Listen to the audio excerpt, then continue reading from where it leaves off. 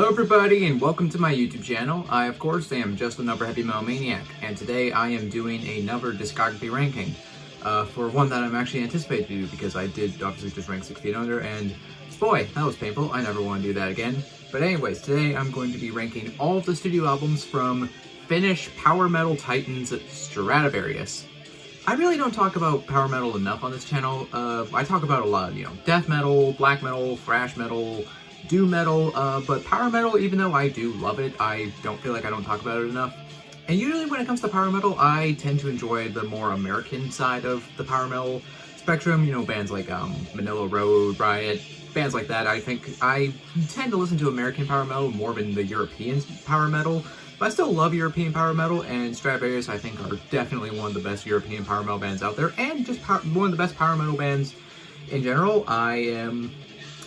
This was a difficult discography to rank because for the most part, this band is just insanely consistent. They have a couple albums that are kind of questionable, but for the most part, they're just consistently awesome, and they're definitely one of my favorite power metal bands. So, yeah, without further ado, enough of my ramblings. Let's just get into this discography ranking.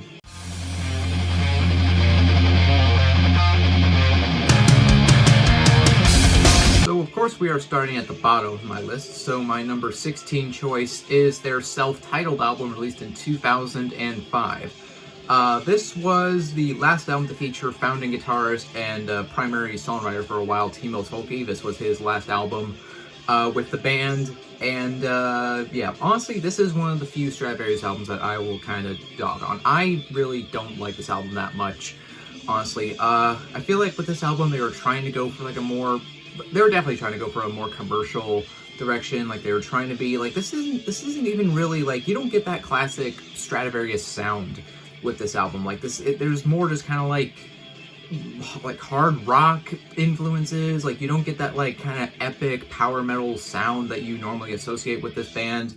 I also think the production of this album is pretty off too. Like, I think the vocals are way too high in the mix, and they kind of overpower the instruments at times. I really don't like the way this album sounds on the production front, and the music itself is just kind of, I don't know, I just find it kind of boring. I don't think it's particularly engaging, and yeah, like this is just missing that classic Stratovarius album. I said it before on this channel, but with like a self-titled album, like that's you.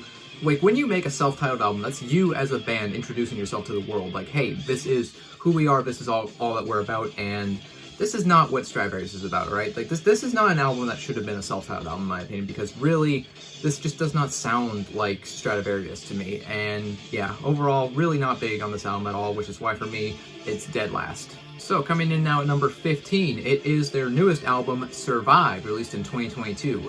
Yeah, like I said, this is their newest album to date, and this actually was their, like, longest. Between the album before this one, Eternal, and this album was actually the longest gap between studio releases for this band, 7 years. And yeah, and this album is, it's okay. I really am not a big on this album either. Like, to me, it feels similar to the self-titled album, where it just feels like they're maybe trying to go for like a maybe more slightly commercial direction. Like, honestly, I hate to say it, but this album it gets kind of butt rocky at points. Like, I don't want to say that because I love this band, but man, some of the songs in here, like, I have problems with the production on this album. Like, I really don't like the production. Like, it feels like they're trying to go for like a more modern sound, but the guitars have like a lot of like crunch on them, and it just doesn't really, this production, I just feel like does not work for Stratovarius's sound. Yeah, I don't really like it. And the songs, there's some decent songs on here. Like, I like the song Firefly. Frozen in Time isn't bad, but for the most part, this album, I'm really kind of not big on this album, and I hope they're able to course correct and kind of get out of this little kind of butt rock. Or actually, it's not like a flat out butt rock album, but the little pieces of it are in this album, and I'm really not big on this album. I think they have way stronger material than this, which is why, for me, I think the self-titled album is like slightly worse, but this is honestly not far off in my eyes. So yeah, for me, it's not dead last, but it is second to last. So taking the number 14 spot on my list, it is their 1989 debut album, Fright Night. Not a bad album, really, but I would say this album is kind of a failure to launch a little bit.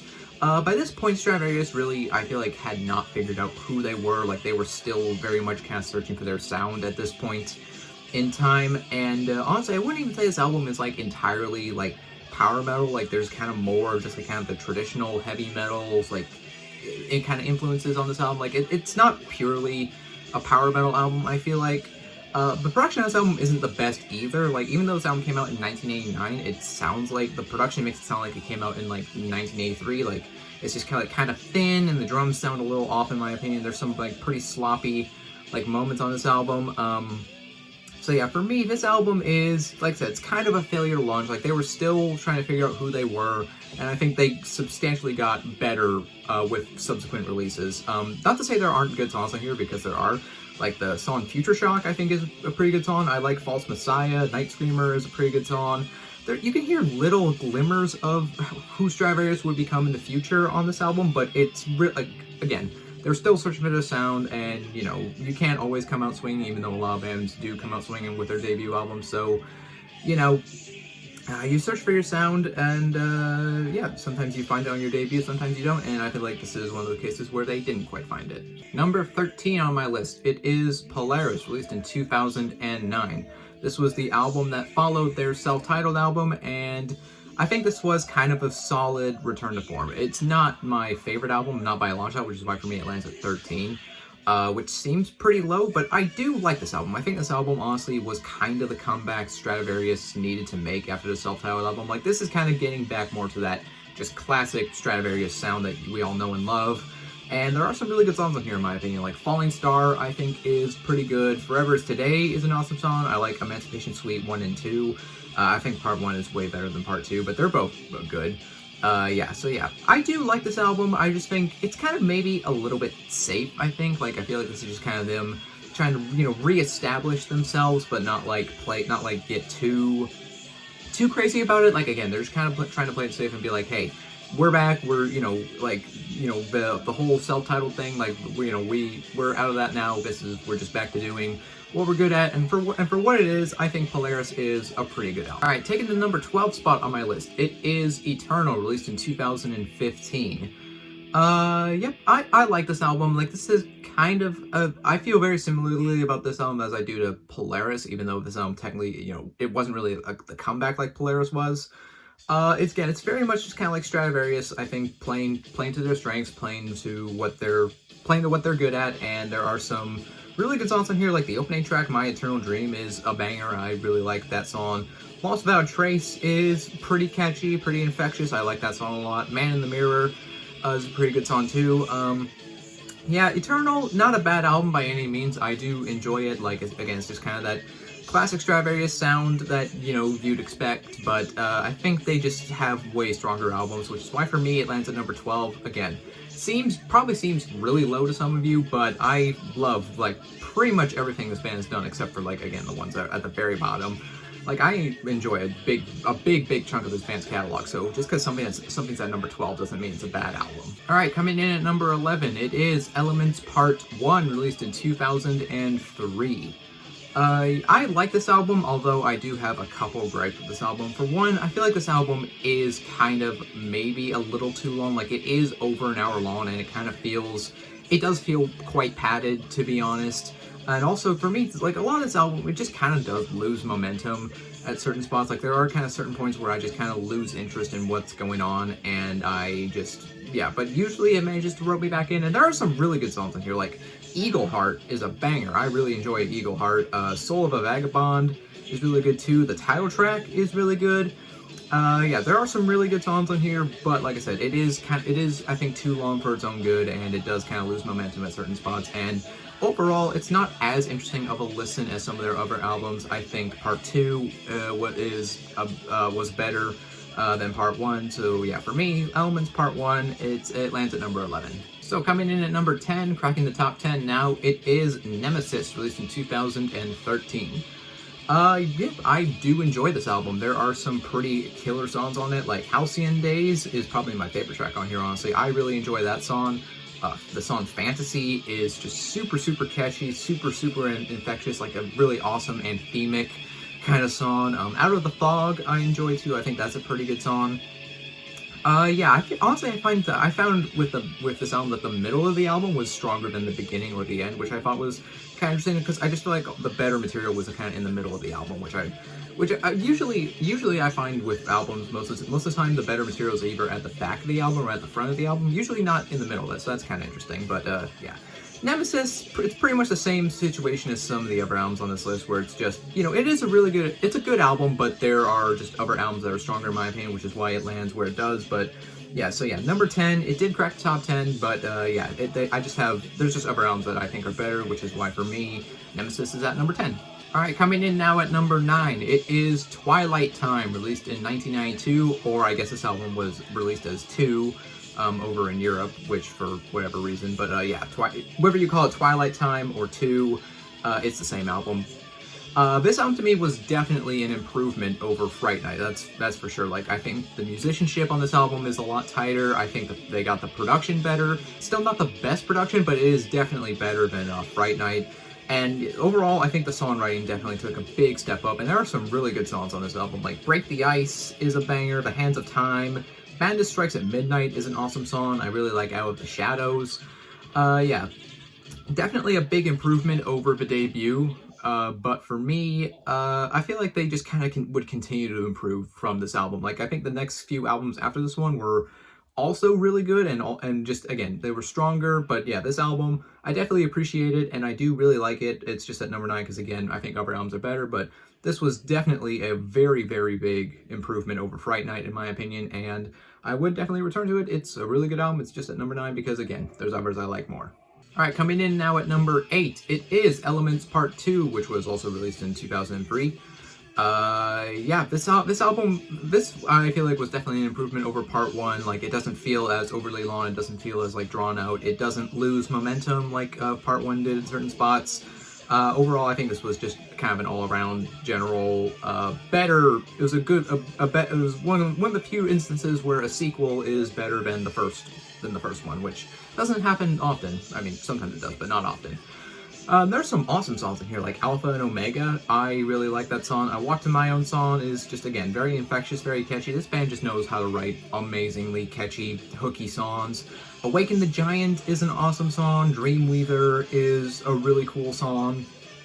Overall, yeah, I do dig this album quite a bit, honestly. Again, I like it a lot more than Elements Part 1, and yeah, really not much else to say. Elements Part 2, it's a pretty killer album. It lands at number 8 on my list. Coming in now at number 7, it is Dream Space, released in 1994. This was, again, like I said, with Twilight Time, Stratovarius kind of just got better as the years went along, like in their early days. And this, I feel like, was an improvement over Twilight Time. Although is kind of like one thing, kind of big thing that really kind of knocks this album down a bit lower on my list. And really, that's just, I feel like there's too many tracks on this album. Like, there are 14 tracks on this album, and I feel like they definitely could have cut off some of them because just some of the tracks aren't as engaging or as interesting as some of the others. But the songs that are really good. Like Chasing Shadows is an awesome song. I love Magic Carpet Ride too. We Are the Future is an amazing song. The title track is really good. Reign of Terror is a banger. Yeah, I do really like this album. Again, my only complaint with this album is that I just feel like there are too many tracks on it, and it is kind of overly long. So if they maybe could have just cut off a couple of tracks at least, this album probably would have ranked higher. But yeah, this was definitely, again, Stratovarius was just getting better and better. Like, Twilight Time was better than Fright Night. This was better than Twilight Time, in my opinion. And again, they would just keep getting better even after this album. So for me, Dream Space, it lands at number 7. I dig it. I think it's a great album. All right, taking the number 6 spot on my list now. It is Fourth Dimension, released in 1995. This was the first album to feature longtime vocalist Timo Kotipelto. Previously, Timo Tolkki did all the vocals on Stratovarius' albums, but this was the first album to feature Timo Kotipelto, which now, after Timo Tolkki left, he's now the longest tenured member of Stratovarius, and Stratovarius have no original members at this point, which is kind of crazy to think about. But anyways, Fourth Dimension, yeah, this is a pretty killer album. I think this is where kind of Stratovarius really kind of figured out who they were. Like, it's like, okay, now we've kind of figured out everything. Like, I feel like they got kind of I think the production right. It's not like, it doesn't sound as good as some of the later material, but I think the production, I think they kind of got it right. And I think the songs finally all gelled together well, and I think again, I think this is the album where Stratovarius really became Stratovarius. Like, this is the kind of the start of the golden era of Stratovarius in a way, because after this, it's just, again, some absolutely remarkable albums in my opinion, and some of my favorite Stratovarius songs are on this album. Like, the opening track, Against the Wind, is awesome. I love that song. Distant Skies is an amazing song. Galaxies is really cool. Lord of the Wasteland, Twilight Symphony. I really enjoy every song on this album, and like I said, this is just where Stratovarius finally figured out who they were. This is where the Stratovarius formula was not quite perfected, but it was written out, and they would perfect it later. So yeah, Fourth Dimension, killer album. I really enjoy it. For me, it's number 6. Coming in now at number 5, it is Elysium, released in 2011. I love this album. This is my favorite post-Tolkien Stratovarius album, and this is my favorite out of their more modern era, I guess you could say. I honestly really enjoy this album. Like, I think this album, like, again, I think Polaris was kind of the safe comeback. This was the real kind of comeback. Like, Stratovarius, this is where they really, like, got to work, and they put out this absolutely killer album, in my opinion. Like, every single song on here, I think, is absolutely awesome. Like, Darkest Hours is such an amazing song. Under Flaming Skies, that song is fucking awesome. I really enjoy Move the Mountain. Event Horizon is an awesome song. And the title track, which is the longest song this band's ever done, 18 minutes. 18-minute, like, opus of a closer. That song is fucking awesome. I love it. Yeah, Elysium, this is an amazing album. It might be a bit controversial putting it this high on my list, but honestly, because I don't really see many people put, like, the post-Tolkien albums super high on their list when they rank Stratovarius, but man, I just really love this album. And again, the title track, goddamn, that song is absolutely incredible. Like, almost like progressive, well, not almost progressive, it is like the 18-minute proggy opus of a song. That song is awesome, but the whole album is absolutely killer in my opinion. Definitely, like I said, my favorite post-Tolkien Stratovarius album. So yeah, Elysium, it's number 5. It's a banger. Alright, coming in now at number 4, it is Episode, released in 1996. Yeah, this was actually the first Stratovarius album I ever heard. Like, this was the first album that I actually kind of sat down and gave a full listen to, because Speed of Light was actually the first Stratovarius song I ever heard, and I dig the fuck out of that song. Like, I think that song's absolutely awesome. But this whole album is just absolutely killer in my opinion. Like, every single track on here is awesome. Father Time is an amazing song. Will the Sunrise is very catchy, very infectious, very sing-along, and I love it. Babylon is an awesome song. Nighttime Eclipse is a banger too. I dig the fuck out of this album. Like, I think this album is really, again, this is kind of like the golden era of Stratovarius in my opinion. Like, this, like, has started with Fourth Dimension, and then it just carries on. And this album, like, the production of this album is honestly, like, perfect. I love the way the guitars and the drums, I love the way everything sounds. Timo, he delivers a fantastic vocal performance. I just love this album.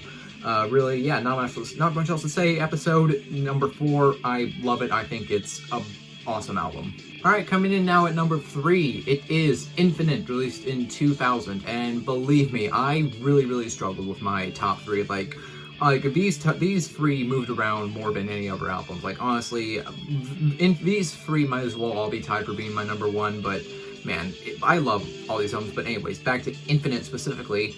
This album is awesome. I really love this album. I did so many amazing songs. All these songs are just super memorable.